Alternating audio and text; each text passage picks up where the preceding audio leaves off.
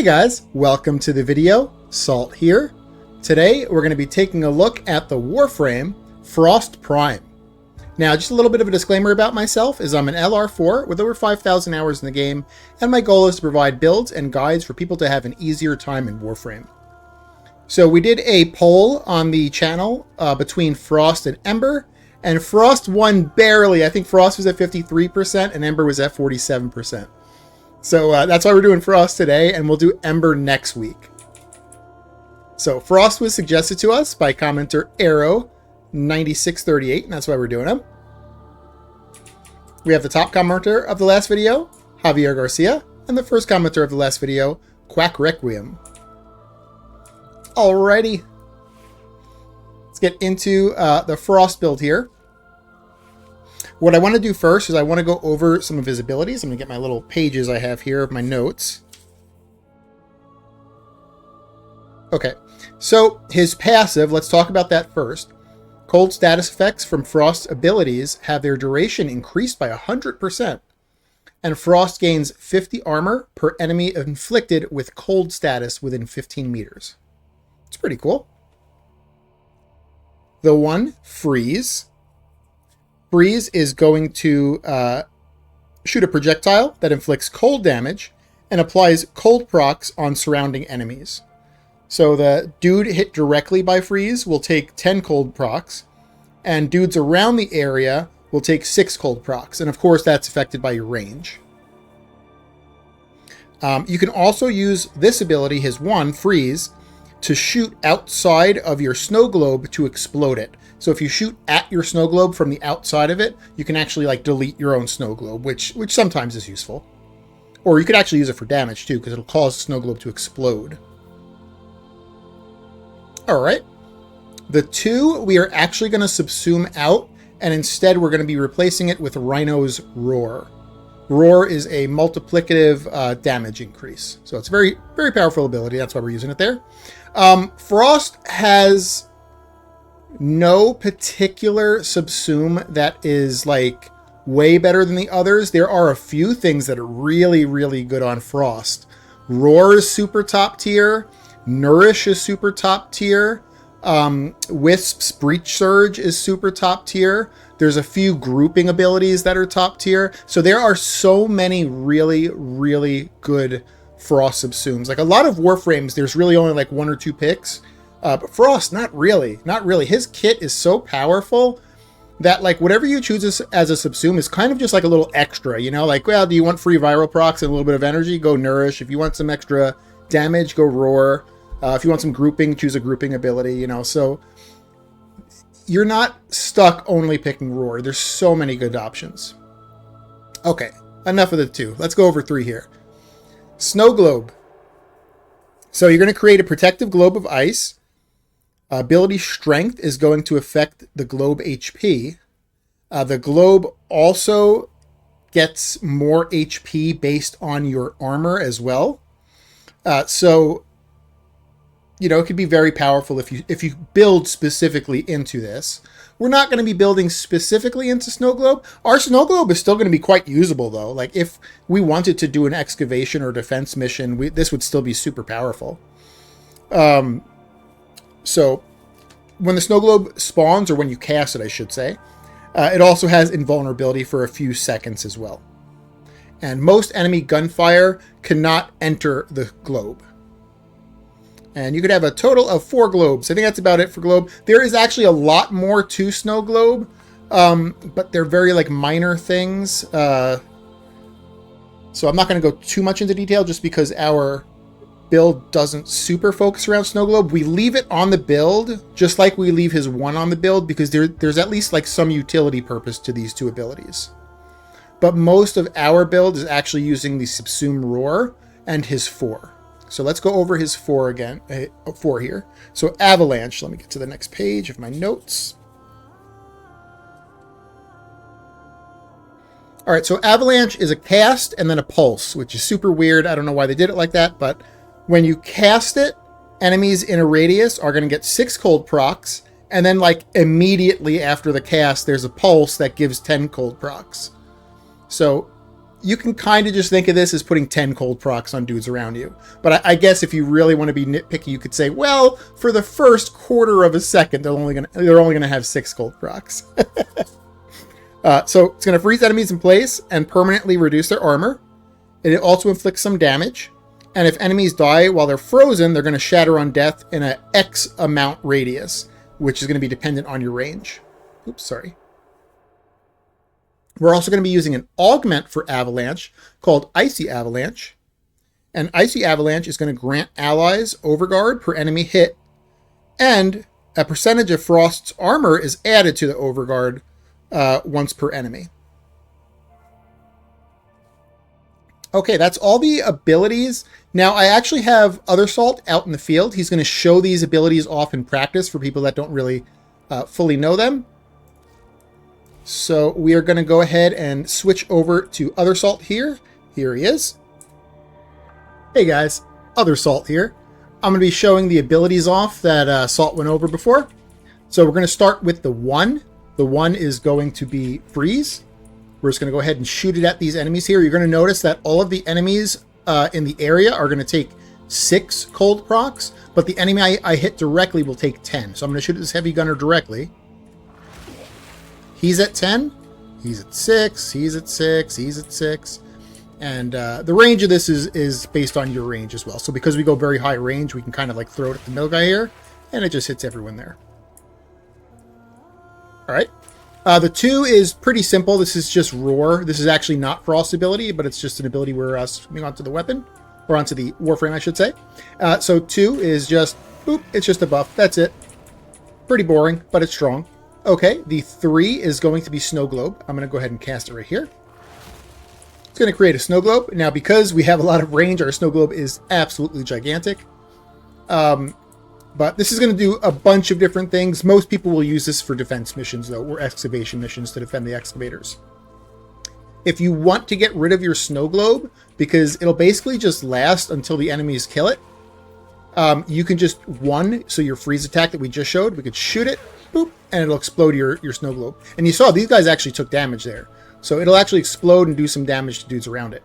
Now, if you cast Snow Globe like right on top of a group of dudes, it's actually going to push them out of the way. You ready? Here we go. So it'll actually kind of push him out of the area of the Snow Globe. All right, let's get rid of this one here.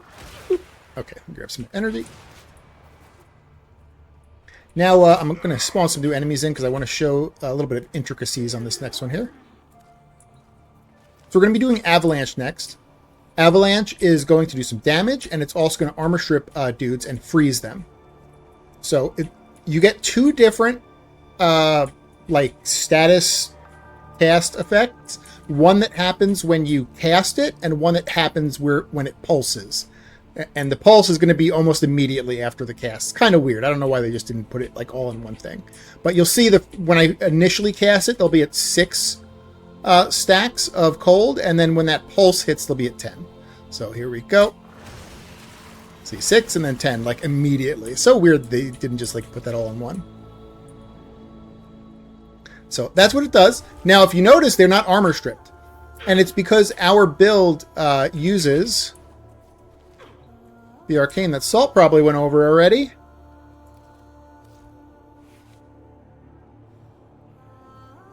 Arcane Ice Storm. Now, Arcane Ice Storm isn't going to work the very first time you cast your Avalanche, and it's because this is what gives you those stacks. So once you have those stacks, it's going to be pretty easy to maintain after that. So your first initial cast of Avalanche is not going to full strip.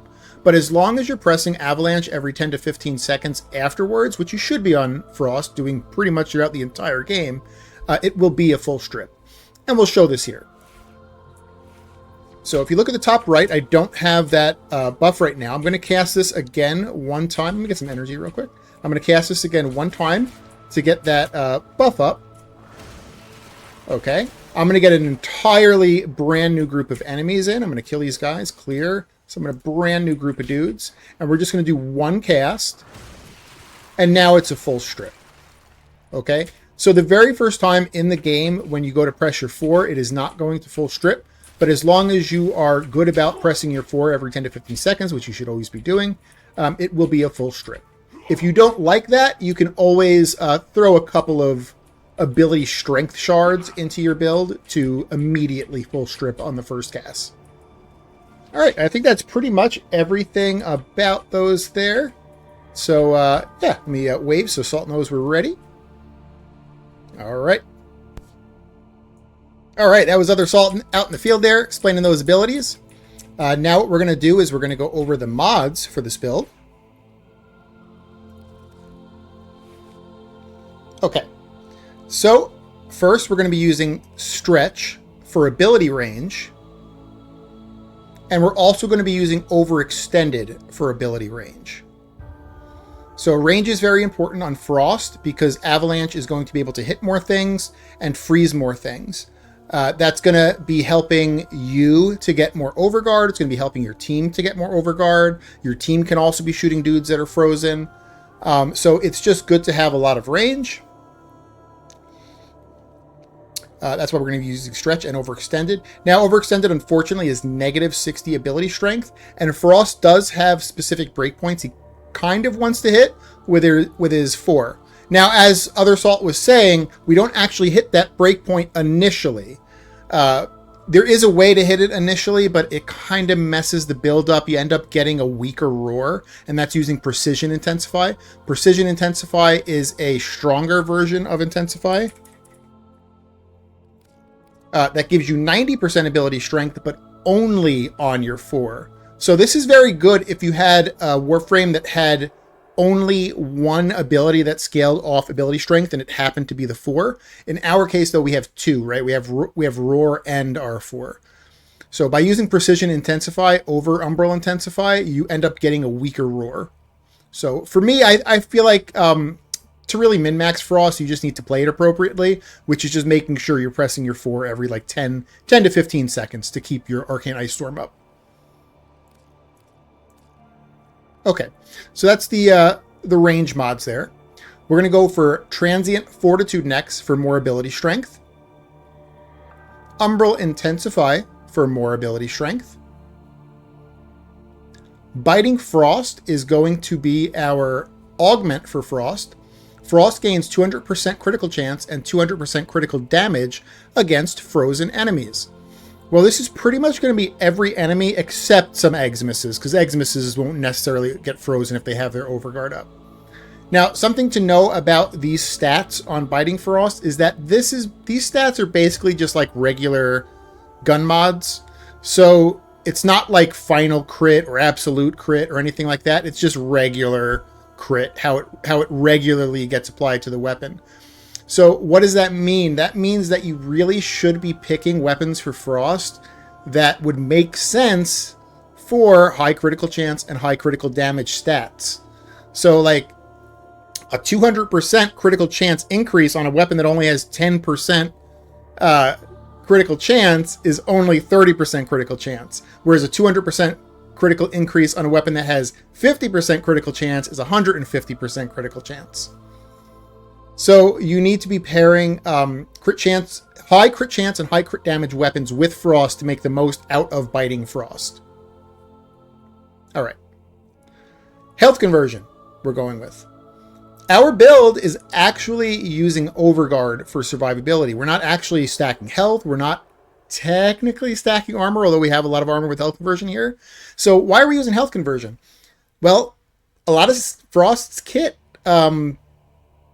works with health conversion. I mean, his passive here, he gets armor per enemy inflicted with cold status within 15 meters.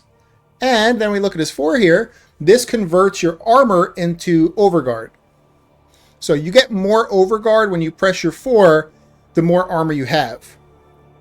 So without health conversion, I mean, it's doable. You get like a good amount of Overguard by pressing your 4, but it's a lot smaller of an amount than if you have health conversion with a big old 1,350 armor that it gives you. So this kind of buffs up the Overguard you get back. Overextended, we went over already. Prime Flow is going to be increasing our energy pool.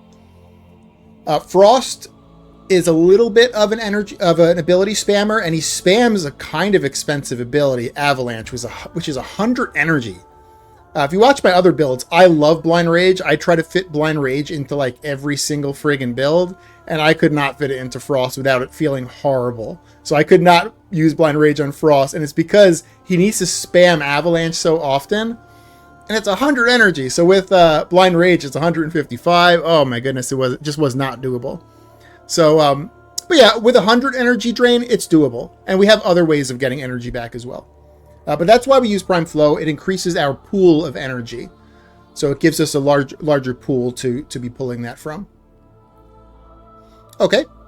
In the next mod slot here, we kind of went over this with Other Salt and Simulacrum there. We're going to be using Icy Avalanche. This is going to give us and our allies Overguard when we press R4. And part of our armor is also going to go into that Overguard as well. It's going to be converted into Overguard. Yeah. That's how you say it. Okay. In the Aura slot here, we're going to be going for Growing Power. There's a few things you can do. You can actually go Corrosive Projection too. Corrosive Projection would let you, I believe it would either let you hit that breakpoint, or you would be very close. Let me type in Corrosive Projection. Most people, there it is. So enemies lose 18% armor. You could go Corrosive Projection here as well, Overgrowing Power. But again, I feel like as long as you're playing Frost properly, you actually get more out of Growing Power than you do Corrosive Projection, because you're going to be getting a full strip as long as you press that button every 10 to 15 seconds. And if that's the case, Growing Power is actually boosting up your Roar. So you get more out of Growing Power than you do Corrosive Projection. But if you really don't like the idea that you don't initially full strip on the very first cast in a entire game, then you could go Corrosive Projection here. But Growing Power is going to be giving us ability strength. Power Drift in our Eggless slot here is also going to be giving us ability strength. And then in our Arcane slots, we have Arcane Energize. This is going to be helping us regain the energy back from spamming Avalanche all the time. Now, there's two really good options for here.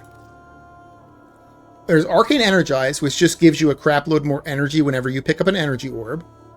And then there's Arcane Steadfast. Let me type in Steadfast here. On ability cast, there's a 20% chance that the next 3 abilities you cast will not cost energy. That's really good too. Arcane Steadfast and Arcane Energize are both super good for that slot.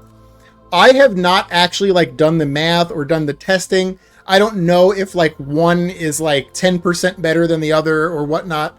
I feel like they're both probably very close. If there's someone that actually knows the math between Steadfast and Energize, let me know. But you could pick either of those. So if you don't have a full Energize, but you have a full Steadfast, use Steadfast. If you don't have a full Steadfast, but you have an Energize, use Energize. Whatever, it doesn't matter. Okay, in the second Arcane slot, we're going to be using Arcane Ice Storm. So on enemy frozen, you get plus 2% ability strength and plus 2% ability duration for 15 seconds. And it stacks 20 times. That's a lot. That's 40% ability strength and 40% ability duration. That's a pretty big buff there. And we're going to be freezing enemies like crazy. So yeah, this is kind of a no-brainer to put on Frost, Arcane Ice Storm. All right, that's the build for Frost there. Now, a lot of this is because we're using Roar. If you were using Nourish is a little bit okay with a lower strength value. So if you were using Nourish instead of Roar, you could get away with using Precision Intensify instead of Umbral Intensify. Because, Roar really wants high ability strength, or at least a positive ability strength. Nourish can get away with having a default neutral or even a little bit lower of an ability strength, because at least you get some value out of it by getting free viral procs. So it's really dependent on what you use as a subsume in whether or not you use Precision Intensify or Umbral Intensify. If you went with one of the grouping abilities, you wouldn't need, you could go with Precision Intensify, because then this is the only thing that scales off of strength. Now, out of all of the options, I personally like Roar the best. I like Roar the best out of all of them. And Roar is, unfortunately, one of the only ones that actually scales on strength. And so I don't want to just have Precision Intensify because it doesn't affect the two. So just keep that in mind. Keep that in mind. Whatever you decide to use as your subsume, if you don't like Roar and you're like, hey, I'm going to pick something else, you might want to consider using Precision Intensify here instead of Umbral. Alrighty. So that's the Frost build there. Now we're going to go over some externals for Frost. Let's go over the Archon shards first. So I use 2 Archon shards for ability duration. Duration is pretty important for Frost for a few reasons. One of the big reasons, let me go back in here real quick, is there is freeze duration. You see that freeze duration there? 8.2 seconds. 8.2 seconds ain't that bad. That's pretty decent. But I have that because I have 2 shards. Without those 2 shards, I think it's 6 seconds, which is still not that bad, but you're intending to probably press that button every 10 seconds. So there's going to be like a 4-second gap. So I feel like 2 shards with ability duration. You could even go 3 shards if you really wanted to. It's not mandatory, but it makes it way more comfy to play Frost. And then I go with 3 shards for casting speed. I probably don't need 3. I probably could get away with just using 2 of them, but his 4 is a pretty long cast. I don't really like how long his 4 is, so this kind of helps it be a little bit shorter, which is still kind of long, but not as long as it was. So, yeah, I mean, this is up to you, though. I think you could get away with using 2 and you wouldn't notice that much of a difference. And then you could put another duration shard here. Or if you really, like I said before, if you really don't like the fact that you are not starting able to full shrip immediately on your very first cast, you could switch these into strength shards as well. But that's only if you're going Roar, because Roar, you wouldn't go Precision Intensify. If you're going Precision Intensify, you don't need to do that. Alrighty. Now, other externals, let's go over the weapons. Again, we want weapons that, and actually, this is where I need your guys' help. Because finding weapons that went with Frost was like a 3-hour project today. I was going through them all like crazy. I subsumed in and out of Roar and Nourish like friggin' 7 times and spent so many Helminth resources because I was doing testing on both of them. Oh, it was a headache. But again, Frost has that buff where he gets 200 crit chance, 200 crit damage, right? So you want a weapon that has high values in both of those. So the Latron is a really good primary that has very high crit chance and very high crit damage. So this is a primary that I like a lot with Frost, but let me know if you have a better primary that you like. The Lado Vandal is an absolutely disgusting primary with Frost. This is without mods. This is without mods. It's got a 64 crit chance base and 6.2 times crit multiplier without mods. Oh my goodness. This could possibly be the best Frost weapon, but here's the caveat. It's a holster type weapon. And holster gameplay can sometimes be annoying because you have to switch in and out of the weapon like every 3 seconds. So I find holster type gameplay really, really annoying, but if you don't, I mean, this is a monster weapon. The Hate is a melee that has really high crit chance, so scales really good with Frost. So, you know, another thing to look out for. Now, these are good options if you're using Roar. If you're using Nourish, you want something that either has a good status chance, like really good status chance if it's going to be a slower weapon, or it's got to shoot faster. So if you're going to go the Nourish route, you still want crit chance and crit damage, but you also would want a weapon that shoots a little bit faster. You don't want these like slow pistols or slow like one-shot explosive weapons. Like there's no point to put viral on them really in that point. So like Nourish wouldn't make sense too much with the Latron. So if you're going to go Nourish, you might want to look at, you know what a weapon I was really looking at for the Nourish setup was the AX52, because that has pretty good crit as well. So if you went the Nourish route, check out that AX52. I think you could do some crazy stuff with that. The Gotfa as well, but the Gotfa has a weird crit chance thing. It's got like a 300% crit. and I think it's absolute crit. I don't think it's final crit, and I don't think it's like regular multiplicative or additive crit. I think it's absolute crit, which could kind of suck for the Gotfa. But the AX52 is probably a really good choice for Frost if you're going to go the Nourish route. Alrighty, so yeah, those are the the primary, secondary, and melee. You can basically use whatever the hell you want. Make sure they have good crit chance, crit damage, and let me know if you use other things, and let me know why you use them. All right, in the focus school, we're going to be using Zeneric. Zeneric is just going to give us a little bit more energy anytime we pick up an energy orb. Pretty simple. There's like all kinds of crazy stuff you can do with all of these focus schools, but I'm pretty lazy. I just like the passive stuff, and Zeneric's passive just gives you energy when you pick up an energy orb, or more energy when you pick up an energy orb. All right, and then for the pet, I'm going with my Panzerwelpaphyla. I just did a video on this guy like a week ago, so you could always take a gander at that video. But he is a viral primer, which is good for the Roar build, because the Roar, you know, we're not having Nourish, so we're not getting free viral, and we're shooting a slower weapon. So he's really good for us. He's a really good viral primer for us. And Vulpaphylas, because, you know, you could make the argument, well, the Mechanical Hound is a better ranged primer. And that would be true. The Mechanical Hound is a better ranged primer.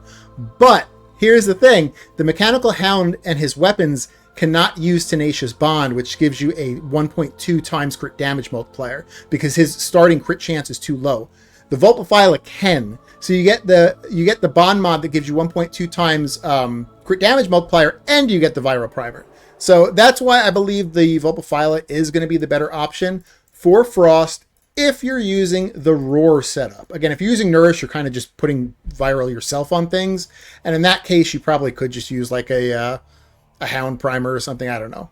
No, you know, you'd still want the 1.2 times crit damage from Tenacious Bond, so maybe not. All right, so that is that's how you build Frost.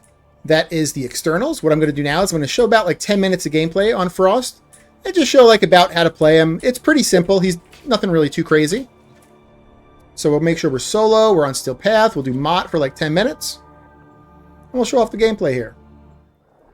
The 1 and the 3 are situational. So in most circumstances, you're not going to have to press 1 and 3 unless you're doing like an excavation mission or a defense mission or some kind of like defense thing. So that's why we keep them on the build. But like in this, we're probably not going to use our 1 or a 3. We're going to keep our 2 up all the time, which is Roar. And we're going to be pressing our 4 like every 10-ish seconds. So, all right, let's go ahead and start this off here. Life support has been cut off. They're trying to choke you out. Hold on. I'm sending auxiliary life support. Another cool thing with the Incarnants is that with this guy is it kind of holds him in place to make for like easy headshots.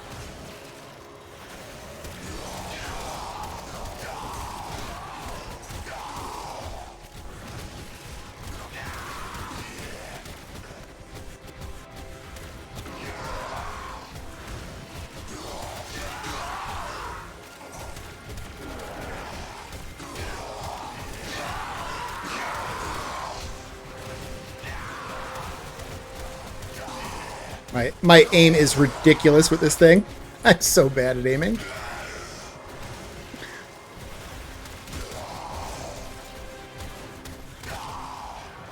We gotta fill up the Incarnate again, so might as well get some headshots on these little frozen dudes.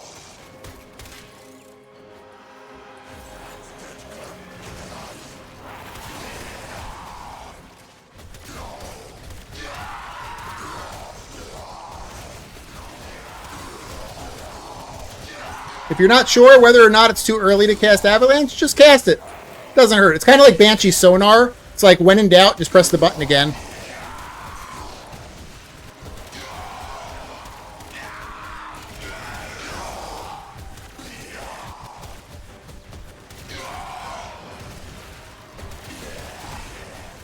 See, I'm at 32,000 Overguard. So that's basically your survivability is your Overguard. You don't really have an HP pool. I mean, you have armor, but armor doesn't really work unless you have an HP pool for it to work on. So even though we have armor, the armor is not really doing anything for us except for increasing our Overguard, which is what we're using.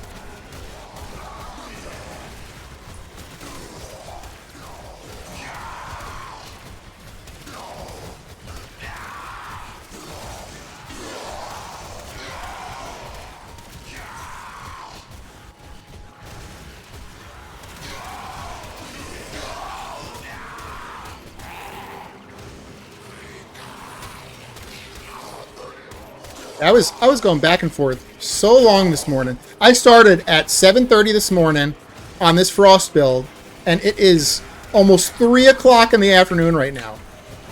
Ridiculous. Oh, apparently, if you use your 1, you could blow these guys up. Nope, that's misinformation. I read that in a forum. It said if you use Frost's 1 on enemy snow globe, like the Eczema snow globes, it'll blow their snow globe up. But it didn't do it. That was my first test on it, and it did not work. We did science today, and we proved it was wrong. If I see another one, I'll try it again, just to make sure that wasn't like a fluke.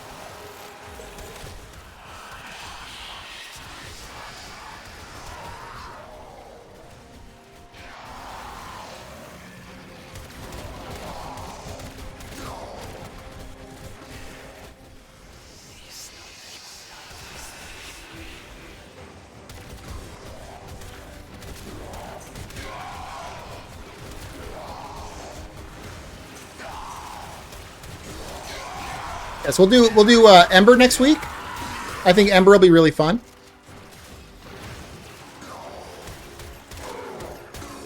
I was sick for the past 2 days, so if you've noticed, I didn't put any videos out for 2 days. I was pretty sick, especially 2 days ago. Yesterday, I probably could have done a video, but Pepper was still sick, and I didn't want to just like leave her while I do these videos, so I kind of just hung out with her, and I took yesterday off as well.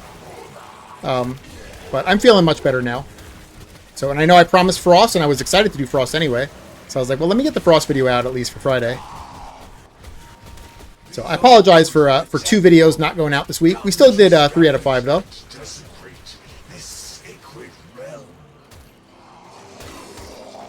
Extraction is available if you need it.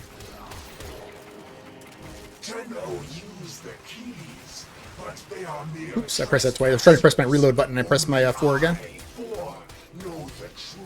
It's not too much of an issue. Oh my goodness, when I was trying it with Blind Rage though, oh, I was so energy starved. I really tried. I love Blind Rage, and I tried to make it work on like every build. Did not work on this build. Did not. I mean, obviously you can put it on and you can use it, but it's not going to feel good. It's going to feel horrible.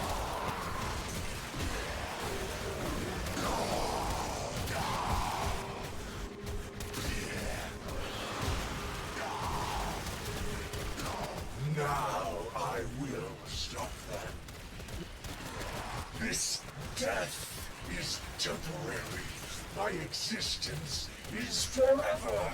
I cannot be destroyed.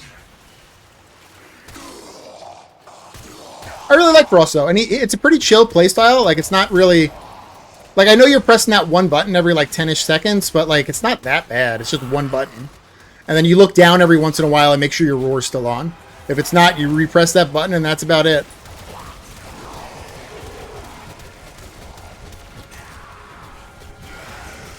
When I was trying to, I did some testing with the Lado. I was trying to like make the Lado work for Frost, and it could work. I mean, the Lado could possibly be Frost's best weapon. It's just that it's a holster style weapon, and oh, that holster weapons are busy. They are busy weapons. They're only fun to play on Warframes that don't really have any abilities to cast. Like Loki, for instance. Loki goes invisible and then never presses any buttons, basically. So like for Loki, a holster weapon is fine. Frost, I mean, you're pressing the button every like 10 seconds, then you got to mix that in with like holstering every 3 seconds. So it's a little bit too busy for me. But if you don't mind the busyness of the Lado holster setup, Super, super high crit chance. Super, super high crit damage. It ricochets just like the dual tox assist. I mean, it's a pretty crazy weapon.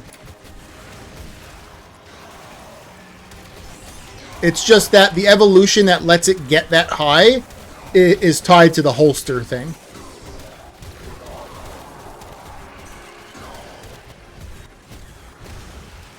And if you guys don't understand what I'm saying with holster, there's like a bunch of mods that also say about the same thing, where it's like when you switch to your primary, when you switch from your primary, your weapon gets like so much, you know, this and that. And that's what the Lado gets. Like, it gets a certain amount of stats when you switch from your primary for 4 seconds or 5 seconds or something ridiculous. So you're meant to switch back and forth to your primary every, like, 3 to 5 seconds. You don't actually have to use your primary. You could just do a quick, like, FF switch. Like, I'll just do an FF switch and it'll trigger the holster proc. But it's still annoying, right? It's still annoying to have to press FF every 3 seconds. And I keep switching the duration between 3 and 5 seconds. I can't remember what it is exactly for the Lado. I think most of the holster mods are 3 seconds, but I want to say the Lado was 4 or 5.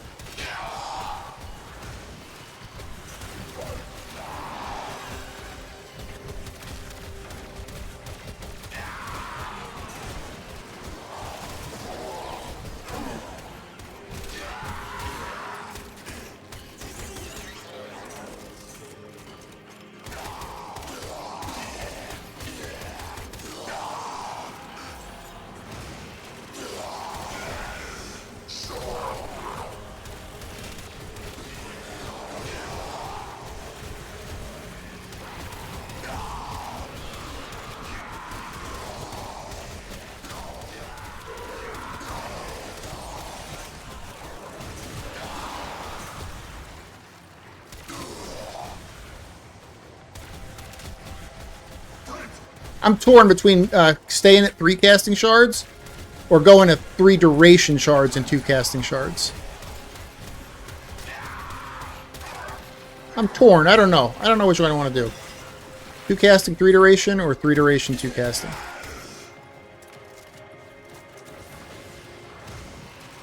Because that 4 cast, even with 3 duration or 3 casting speed shards, still sucks.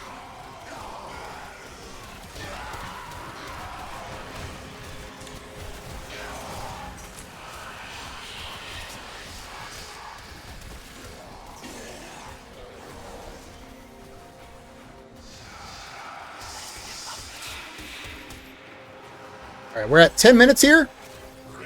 Let's figure out where extract is. It's up there. They could not do this without I think it's up here. Yeah. So 1,112 kills. Pretty decent. Pretty decent.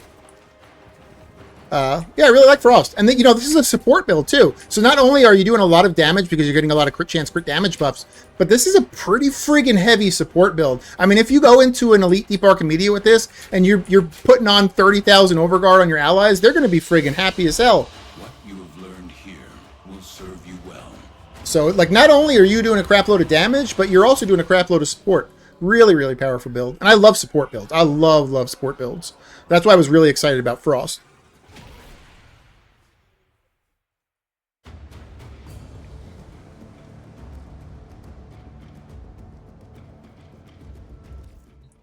All right, that's how to build out Frost. Let me know what you use as a primary, secondary, and melee, because I am super down to switch. I really like the Latron as my primary currently, but I am super down to switch if I find a good suggestion. The secondary, I am not happy with the Lado. I think the Lado could be like Frost's best weapon, but I hate that gameplay style with the holster stuff. And melee's not usually my thing, so like I probably wouldn't do a melee Frost, but you could go melee Frost. If you're gonna go melee Frost, of course, instead of it's pretty obvious for like a melee player, but like of course if you're gonna go melee Frost, you wouldn't use Growing Power. You would use Steel Charge, the melee damage one. So yeah, that's the video. If you guys liked it, consider giving it a like. If you haven't subbed yet, consider subbing or tell me what I can do to earn your sub. And I hope you guys have an amazing day. All right, bye.